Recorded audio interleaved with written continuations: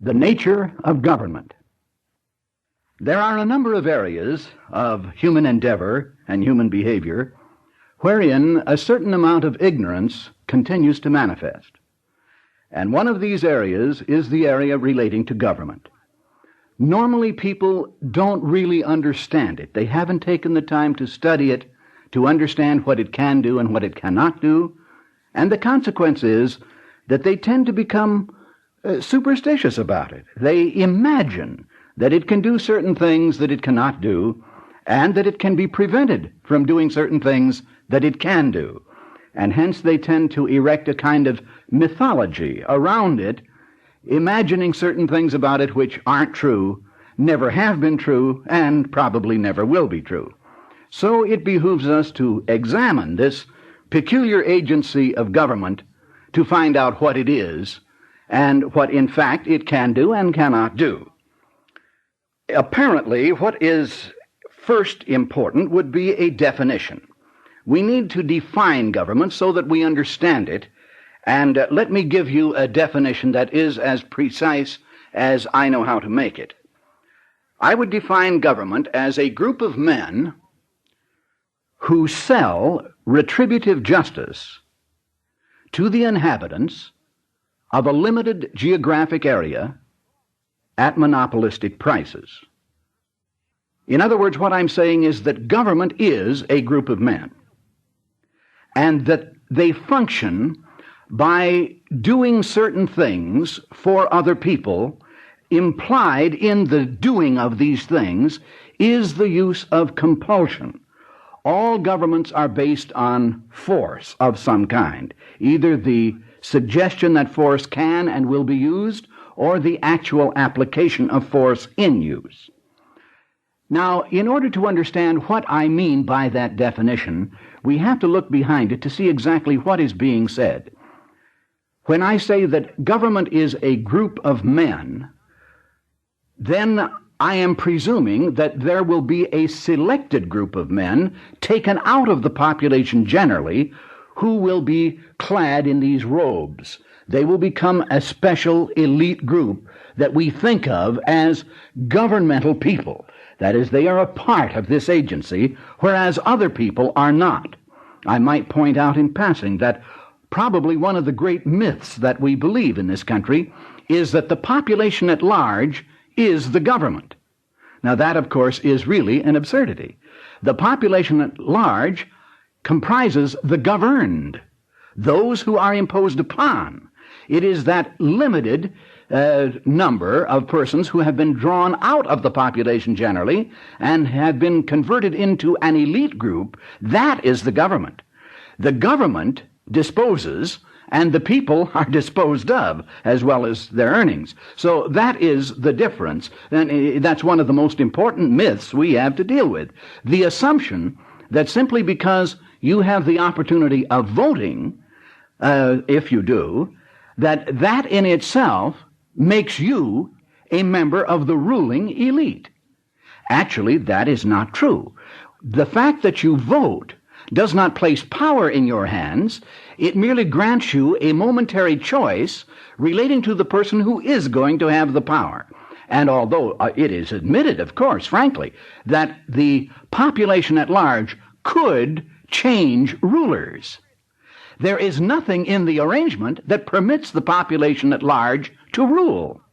The idea is simply, if you can imagine this analogy, imagine a group of persons, each one in his respective cell in a large penitentiary. And every 4 years, these persons in the penitentiary get to elect their warden. And because they get to elect their warden, it is said to them that they are really running the penitentiary. But the fact is they never get the keys to their cells, so they remain in them. Now that's in essence the political formula that we have adopted under the democratic banner, which is that we imagine that we have power when in point of fact it is others who have been granted a kind of power over us. And that power is manifested primarily in the seeking of a kind of retroactive justice.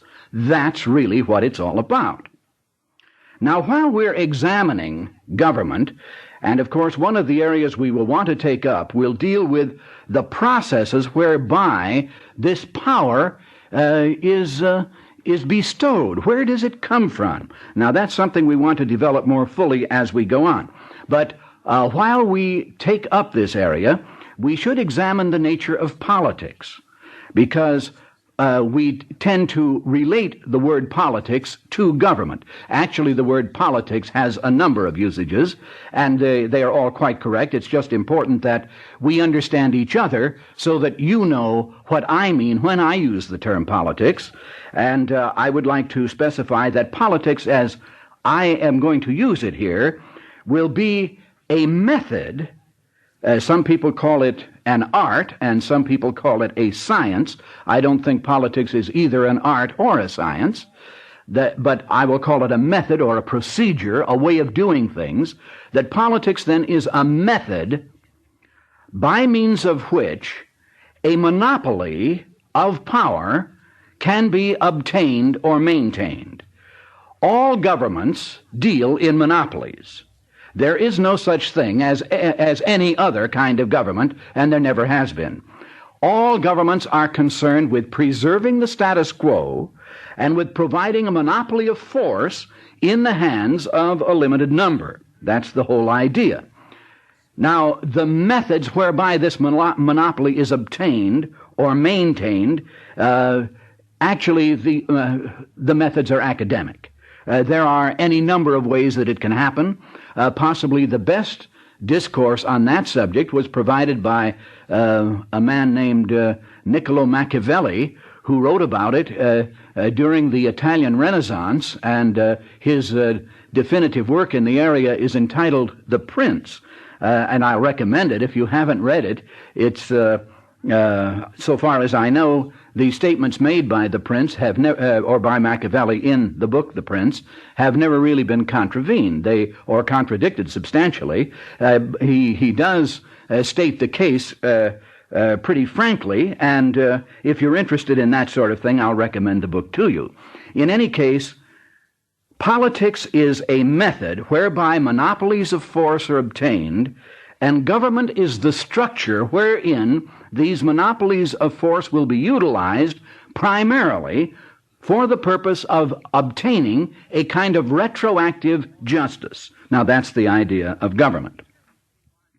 Sometimes people presume that any use of force at all is government.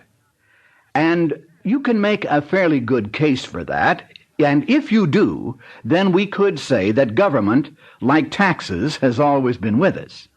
But I'm going to specify that there are certain prerequisites to government that make a use of force per se not totally applicable. That is, I will contend that force can arise in a non-government situation, and that it isn't government. It is just force. For example, I will contend that if a man approaches you with a gun and threatens you with that weapon, that does not make him your government at the time. It may cause him to influence your actions, and doubtless that is exactly what it would do. But the fact is that he is not a government agent necessarily. If he is a government agent threatening you with a gun, then he would have received a special type of licensing that would enable him to carry the gun as a sanctioned representative of the agency, and that is the thing that comprises government.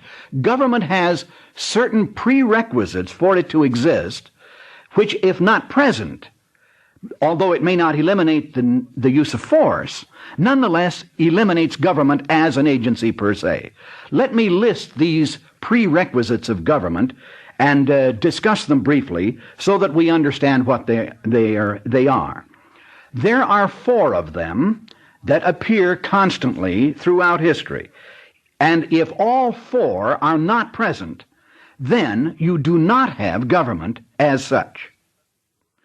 Now, the first prerequisite, the first factor that you must have if you are to have a government, is a person, or possibly a small group of persons, who are ready, willing, and able to constitute themselves the ruler or rulers of everyone else.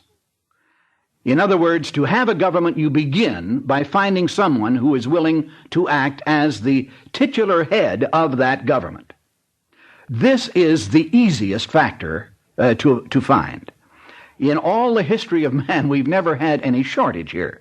There have always been those who were ready, willing, and able to stand forward and say, I would make a good ruler. There's never been a dearth of this, unfortunately. But that would be a prerequisite. If you didn't have, for any reason, if by some process that type of person didn't appear, you couldn't have a government. You have to have this individual emerge who somehow fancies himself to be better than other people, to feel that his opinions are more valid than other people's, and to feel this strongly enough to be ready, willing, and able to employ force to make his opinions accepted. You see, otherwise there would be no point in having the force of government behind him. If he thinks his opinions can be sold, and people would voluntarily accept them, then he wouldn't need a government. He could simply communicate his ideas, and people would accept them. But he doesn't think that they're that good. So he doubts his ability to communicate successfully, and rather he relies on force, and that is the reason why he believes that, one, his opinions are more important than other people's opinions, and two, he can't sell them. Therefore, there's only one way of getting them across, and that's to have power behind him. And so such a man would be the natural candidate for a ruler. Now, whether you are to call him a king or an emperor or a president or a czar or a dictator or a tyrant or whatever, this is academic. The point is that he is constituting himself as being someone above everyone else. We'll have more to say about rulers after a bit. Now, the second factor that must appear, the second prerequisite to government, is an extremely important point. It seems very obvious, and because it is so obvious, we tend not to spend enough time examining what it means. But this is, of course, the acceptance on the part of large segments of the population of the rule imposed by the person who wishes to be the ruler. You cannot have a government as such established exclusively by force. Now, this has been tried. It has been tried repeatedly in history, and only rarely does it succeed. And then it succeeds only after a long period of time where this second factor appears, finally. If, for example, a military force conquers a territory and then imposes rule by force on that territory, this becomes a kind of military control, but it is not government. It is simply military control, and it will continue to demand absolute suppression of everything in that territory until such time as a government in fact could be established. Now, in the early Roman days, the Romans experimented with this and began to make a very important discovery. And that was that when they conquered a neighboring territory and imposed rule from Rome, the people simply submitted because there was nothing else that they could do, but they were constantly in a state of revolt so that you could never get anything done in that province. But they made an interesting discovery. If they would select a party in that province to become a kind of Quisling or a kind of Pierre Laval or a kind of King Herod, someone of this sort who was a local homegrown product who would be willing to betray his own people by signing up with the conquering power, then they could establish a government. Because at this point, the people would then submit to the government because they would feel that they had someone representing them, and therefore it wasn't really a military despotism. It was a government, in fact, that would represent their wishes. So this is the thing that has to be obtained if you are to have a government in fact. It is the difference between a rule by bandits per se and by a governing body. And this is a very important point. I can think of no phrase better than the one that Ayn Rand used in her very important novel, Atlas Shrugged. She said here, she came up with this phrase, and it's a happy one because it defines precisely what is involved. She said, the sanction of the victim. And that's an extremely precise way of stating what I'm getting at. In order for a government to exist in fact, it not only must have the exclusive use of force, it must have a sanctioned use of force. That's the thing that makes a government. Force could crop up anywhere among men. Men are prone to employ it. But to have a government, you have to have a particular type of force at work, a type of force which is given broad public approval even by the people who are to be victimized by the use of the force. And that's the characteristic. The difference between a government and non-government employment of force is the legal sanction that accompanies force in government hands. That's the characteristic. And without that, you may have force, but it is not government. It is simply an erratic or a sporadic force that is employed by some over others, and it is a kind of militarism, and it will serve to suppress people, but it will not serve to release them. Let me make another analogy so that that point is really grasped. It is, in effect, the difference between having a prisoner and having a slave. If you have a prisoner, he is an economic liability. He does not have to produce anything. Characteristically, he will be confined and suppressed, and that's that. A population that has been placed under military despotism, in essence, is a population prisoner to that despotism, and that is not a government. Now, if that population can be converted into willing workers under the despotism, then you have created a condition of slavery as opposed to a condition of imprisonment. In other words, that is the standard relationship between a population and its government. The people in the population continue to work, continue to produce, but a portion of what they earn is taken away from them by the government, and the relationship that they experience between themselves and the government is a modified relationship of the slave-master condition.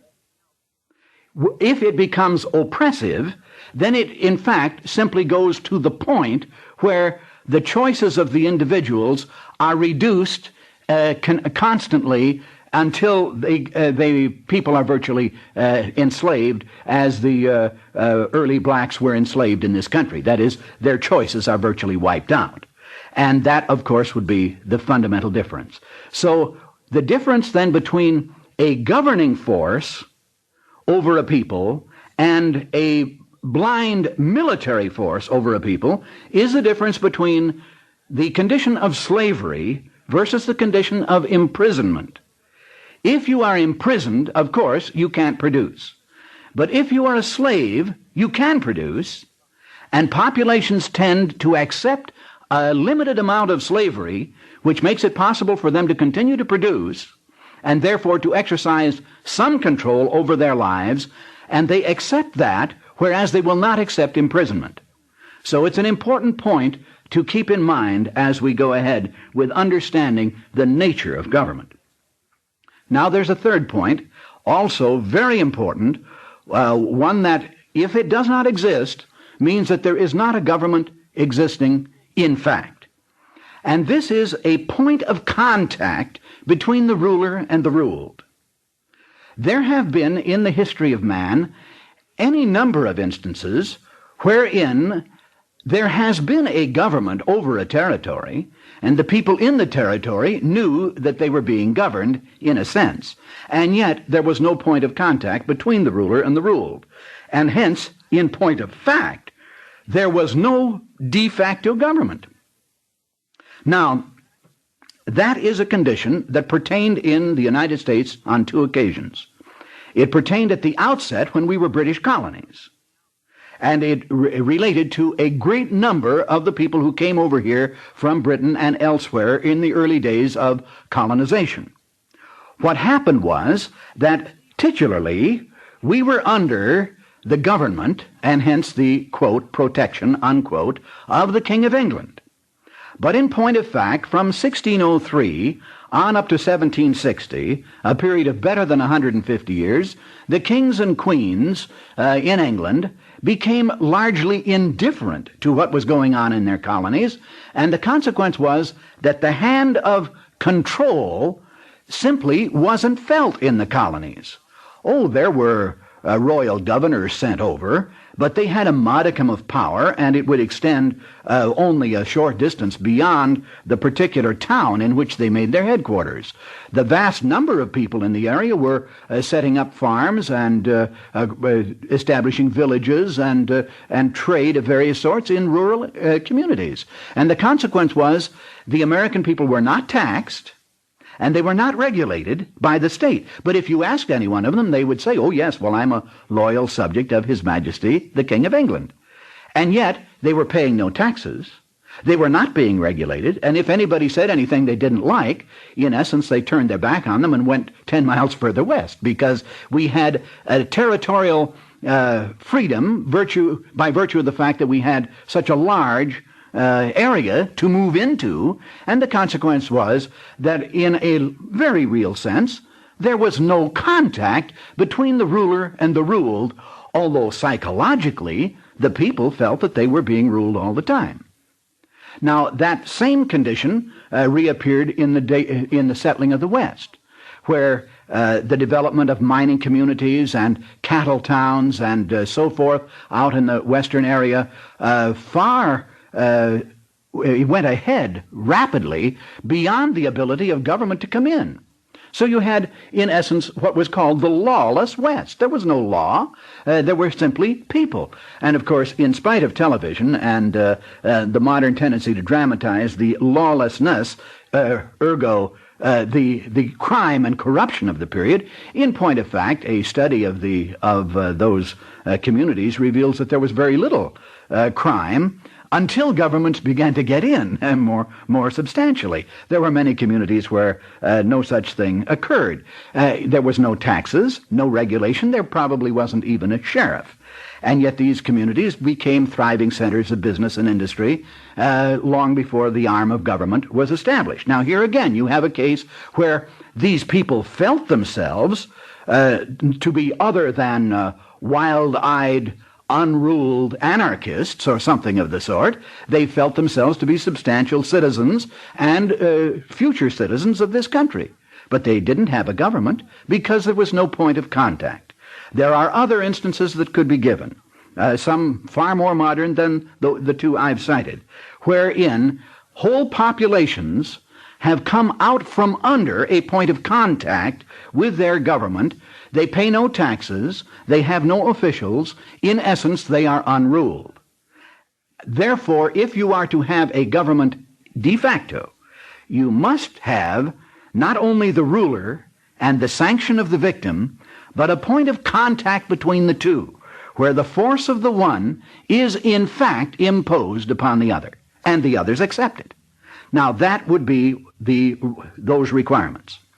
There is a fourth prerequisite here that is also of considerable importance, and once more, we don't pay enough attention to it, so we don't understand it, and it is time that we did. In order for any kind of government to exist, there must always be an administrative elite to enforce and administer the laws or the rules or the ukases set forth by that governing body, whatever it may be. Laws do not administer themselves. You could write law, you could write miles of copy of law every day, and it would be meaningless. The only thing that is actually meaningful about any written law is the extent to which it is to be enforced. You could fill libraries with printed laws, and they would have no significance whatever. It is the enforcement arm of government that makes it government in fact. And this is where the power resides. It is the flexed bicep of the military and the state in combination that makes a government what it is. And so, in order to have a government, you have to have an elite. And may I point out the characteristic of the elite? It must be a non-productive elite. That is to say, it has to be people who aren't producing anything, because if they were producing anything, they wouldn't have the time to devote to these wasteful processes of trying to enforce rules on everybody else. And what does that mean? That means that you never have a government in fact until the economy has been built up high enough so that surpluses exist that will support a non-productive elite. Therefore, you don't really have government per se until you have taxation, until you have regulation, which is imposed by a non-productive elite under the direction of a ruler, which process is accepted and submitted to voluntarily, in a sense, by the people themselves. Now, that's what makes a government. Thus, we know that in man's early history, in his days of savagery and in his days of living in a primitive condition, he had no government because there were not enough surpluses produced to make it possible for a non-productive elite to survive. The elite of the primitive times were simply the chieftains who were best at providing for a livelihood for the tribal members. And they were looked to and followed because they were able producers. The political sphere and the sphere of government begins to emerge only when the economy has become productive enough so that there are surpluses that can then be extracted from the productive in order to pay for and support a non-productive elite. Now, I'm not suggesting that this non-productive elite doesn't do anything. Indeed, it might be a great deal better if that were true. They are very busy people. They are busily engaged in enforcing the rules that are established by the ruler, and they use compulsion and coercion to accomplish this and to obtain the funds by means of which they can get it all done. Thank you very much.